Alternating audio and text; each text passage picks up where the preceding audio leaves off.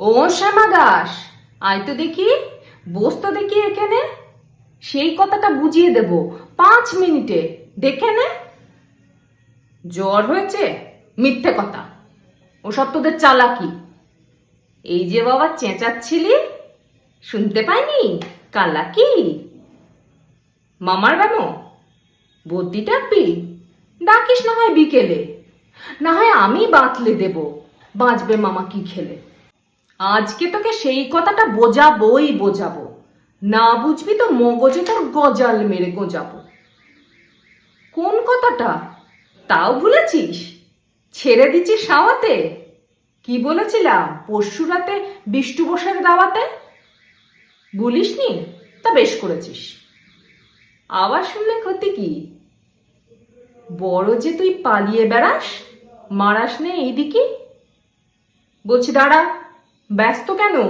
বস তাহলে নিচুতেই। আজকাল এই ছোকরাগুলো তর্সয় না কিছুতে। আবার দেখো, বসলি কেন? বইগুলো আর নামিয়ে। তুই থাকতে মুটের বোঝা বইতে যাব আমি। সাবধানে আন, ধরছি দাঁড়া। সেই আমাকেই ঘামালি। এই খেয়েছে কোন আক্কেলে শব্দ কোষ্টা নামালি। ঢের হয়েছে, আয় দেখি তুই, বস দেখি তুই এদিকে। ওরে গোপাল, গোটা কয়েক পান দিতে বল খেদিকে। বলছিলাম কি, বস্তুপিণ্ড সূক্ষ্ম হতে স্থূলতে, অর্থাৎ কিনা লাগছে ঠেলা পঞ্চভূতের মূলেতে। গোড়াই তবে দেখতে হবে কোত্থেকে আর কি করে রস জমে ওই প্রপঞ্চময় বিশ্বতরুর মূলেতে। অর্থাৎ কিনা এই মনে কর রোদ পড়েছে ঘাসেতে, এই মনে কর চাঁদের আলো পড়লো তারই পাশেতে। আবার দেখো, এরই মধ্যে হাই তোলবার মানে কি? আকাশ পানে তো আকাশ খালি, যাচ্ছে কথা কানে কি? কি বললি তুই? এসব শুধু আবোল তাবোল বকুনি। বুঝতে হলে মগজ লাগে, বলেছিলাম তখনই।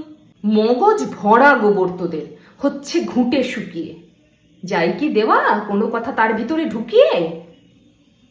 ও শ্যামা দাস, উঠলি কেন? কেবল যে যাস পালাতে। না শুনবি তো মিথ্যে সবাই আসিস কেন জ্বালাতে?